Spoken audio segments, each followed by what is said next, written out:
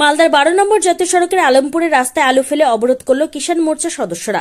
উপস্থিত ছিলেন সিপিএম এর জেলা সম্পাদক অম্বর মিত্র, জেলা কমিটির সদস্য সুজিত দাস, কৃষক সভা জেলা সম্পাদক প্রণব চৌধুরী সহ অন্যান্যরা। এদিন তারা আলু ফেলে বিক্ষোভ দেখান। তাদের দাবি সরকারকে ন্যায্য মূল্যে আলু ক্রয় করতে হবে, বিভিন্ন জিনিসের দাম বাড়ছে সেগুলো নিয়ন্ত্রণ করতে হবে, না হলে আগামী দিনে বৃহত্তর আন্দোলন করা হবে। আমাদের দাবি হচ্ছে কৃষকের ফসলের ন্যায্য দাম দিতে হবে।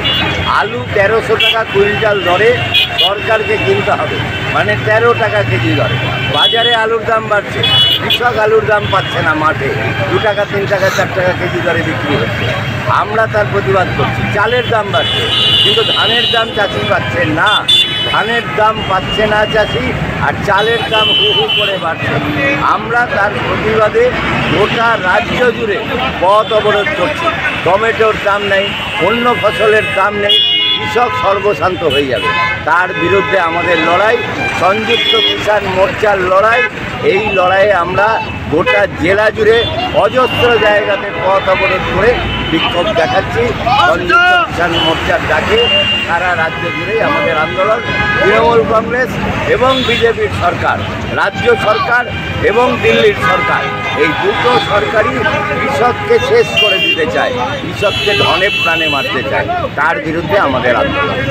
কত করে কিলো আলু চলছে রাজ্যে? হ্যাঁ, কত করে আলু চলছে রাজ্যে? রাজ্যে এখন কোথায় আলু সরকার ক্রয় করছে?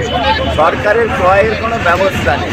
ধান ক্রয় করছে না, ধানের ধলতা কাটছে, কৃষক সব দিক থেকে ক্ষতিগ্রস্ত হচ্ছে। কতক্ষণ অবরোধ করলেন? আমরা এখানে আধ ঘন্টা মতন অবরোধ করি। চাষিরা যদি ন্যায্য দাম না পায় তাহলে কি করবে? চাষিরা ন্যায্য দাম না পেলে এরপরে আরও বৃহত্তর আন্দোলন হবে। ঘন্টার পর ঘন্টা বিভিন্ন জাতীয় সড়ক অবরোধ হয়ে যাবে। বড় আন্দোলনের দিকে আমরা যাব। আপনার নাম, পরিচয়? আমার নাম অম্বর মিত্র, জেলা সম্পাদক সিপিআইএম।